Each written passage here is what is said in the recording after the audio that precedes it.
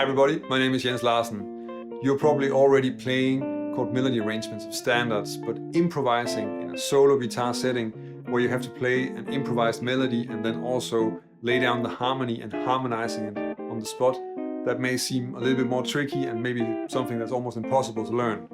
In this video, I'm going to show you how you can take some of the chord voicings that you're already playing and then turn them into some small scale positions with a lot of notes that you can use when you want to improvise, and that's going to make it a lot easier for you to play a harmonized melody and put some chords down while you're still improvising in a solo guitar setting. When I'm playing solo guitar, then this is one of the ways, one of the approaches that I really rely on a lot, and it is a lot easier to work with than you think, and it's going to get you started quite quickly if you are already familiar with playing some chord melody arrangements. If you want to learn more about jazz guitar, improve the way that you solo, check out some interesting arpeggios or chord voicings, then subscribe to my channel. If you want to make sure not to miss anything, then click the little bell notification icon next to the subscribe button.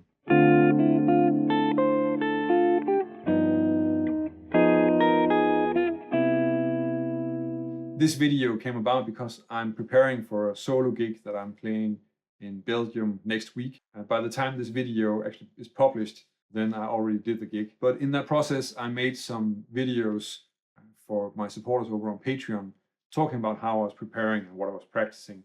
And one request from some of them was to make a video on how to improvise in a solo guitar setting. The basic chords that I'm playing in this example are probably chords you already know. So I'm starting with this D minor 7, and then I'm moving to a G7. And then to me, the next chord that we have it's another G7, but now we don't have a root in there. So that's the one I'm playing on B3. And I kind of have different voicings sort of associated together. So for me, this is pretty much just a variation of the other one. And then I'm resolving to this C major 7 drop 2 voicing, you probably also know. And the idea here is really just that I'm playing the chord on the strong beat. So I'm just starting with the chord to keep everything clear. Then I'm playing a melody, and I'm playing a melody just using the notes that are available. So on the D minor, this is just really what I can reach, what's practical to play. And sometimes you can't make it a complete scale. Sometimes you can't maybe use some of the notes that are in there because they don't fit well with the chord. That's okay. It's about being practical. It's about finding the material that does work and then try to improvise with that. So in that way, it's a little bit of a very sort of a practical method. And that's what I'm doing here. Then moving to the G7, where I'm just laying this down, and then moving to the variation on it, that's just another voicing, and again just laying out the voicing then, and then resolving to the C major 7. So the available notes that you have, if you have the D minor 7 here, you could probably go lower than what I did here and then go all the way down to the A. So you play this voicing and then you have these notes, and in this case I'm leaving out the B. Of course, it's up to you if you feel like you want to play that note on top of it. It depends on the song and it depends on what you want to achieve with your solo guitar arrangement. And then the low B is just too difficult to play, to get in there if you want to improvise a melody. So I just leave that one out as well. The same goes for the G7. So if you play this voicing, once you played that, you can of course just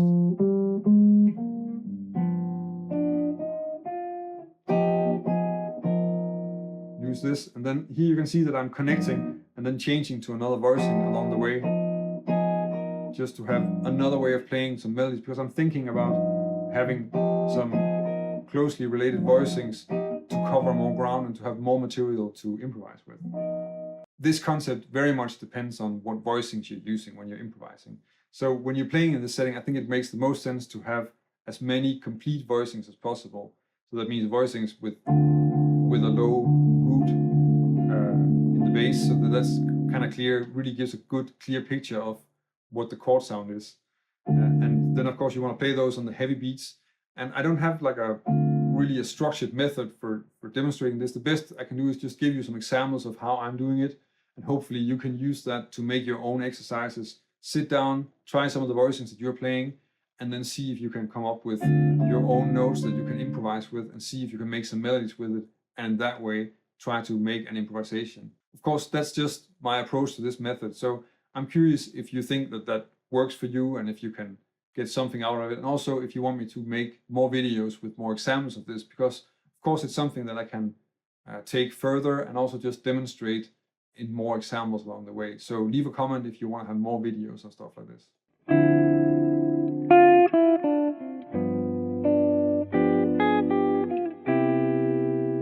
In this example, I'm using another D minor voicing, so I'm using this D minor 9 voicing, and it's of course with the same root, and it's really in the same neighborhood as the previous one, but it's just a slightly different area of the neck. And that's because if you're working with first this one and then also twice to work with this one, then you have some stuff you can connect, and that's going to open up a few things, because right now I'm pretty much staying in one position when I'm playing this, but along the way you're going to start moving around on the neck, because when you're working with stuff like this, then especially because you want to have the root there all the time, then you have to move around a lot more.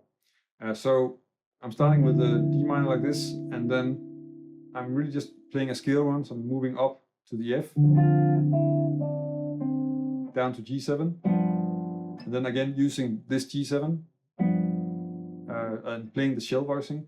Here you can also see I'm playing with my fingers, and I'm playing it with a bar, and like this. And the reason why I'm doing that is just because it kind of helps me having more notes available while I'm keeping the chord ringing.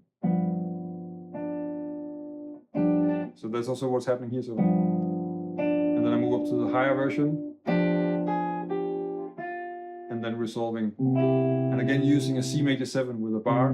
So here if I played this with a pick, then I would also hit the F, and that doesn't really work that well in this voicing. So it's a little bit limited to actually playing with your fingers the way that I'm showing this right now. Now of course you can also expand on this. Right now I'm keeping it fairly simple. I'm just playing the chord again on the heavy beat, and then playing a small melody, transitioning to the next chord, and really playing a melody that helps me go to the next chord in a logical way. But of course you can do a lot more. You can also start to introduce counter voices, or you can experiment with harmonizing the melody and just letting the bass note or the chord go away for a little bit. And all these things are stuff that I can of course take up in other videos. For my D minor 9 here, I can probably start as low as the C, and then start here with the C, and then move up through the chord all the way up to A. That would seem sort of the practical amount of notes. For the G7 it's pretty much the same as what I already had, so I'm of course in this case going down to the B as the lowest note, and then possibly going into the that I used in the first example. So those are probably the notes that are available there. And of course again it helps to have the bar here, so that you have some more options when you want to come up with a melody. And then getting used to playing these melodies like this is maybe something that takes a bit of practice, but if you're already playing chord melody arrangements and playing melodies like this, you're probably kind of used to it already. The reason that I can keep on publishing videos every week is that I have a community of people over on Patreon that are supporting the channel. I'm very grateful for their support, and it's because of them that I can keep on publishing all of these very specific jazz guitar and music theory videos. And if you want to help me keep making videos, then check out my Patreon page. If you join us over on Patreon, I can also give you something in return for your support.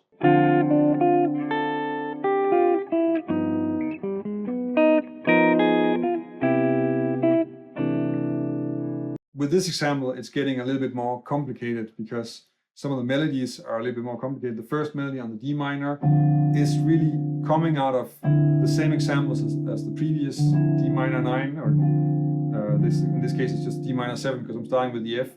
But the melody I'm playing is a D minor triad, so, and then a scale run down to my G7 flat 13 that I return to here. And then here now I'm just letting go of the chord and playing a melody, because I already sort of stated the chord on the 1. And using a triplet here. And then grabbing a chord, because the target of the triplet is on the 3, and then I'm grabbing the chord on the 3 end and going to this C major 7, and then adding a C 6/9 at the end. So the way you want to work on this is take one voicing for the D minor 7, look at what's available, the way that you play that D minor 7, and then come up with some simple melodies that takes you to the G7 and really flows naturally into the G7.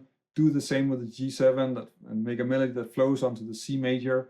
And that way just build some solutions that are playable and that make sense musically. And then you can always start making variations and expanding on it. Maybe take it to a song that you already know, play it rubato first, and see if you can just make your way through it using some of the ideas that you already worked out, or finding some more versions of it. And in that way, get into this thing of playing sort of an improvised but still harmonized solo for chord melody arrangement. If you want to check out the playing of one of the true masters of this style, then check out this video that I did on Joe Pass, where I'm going over how he's harmonizing the theme, but also how he's embellishing the theme with some fills and some extra chords, and also really looking into how he does this in a very practical but very efficient way. If you want to learn more about jazz guitar, and it's the first time you see one of my videos, then subscribe to my channel. And if you want to help me keep making videos, then check out my Patreon page. That's about it for this time. Thank you for watching, and until next time.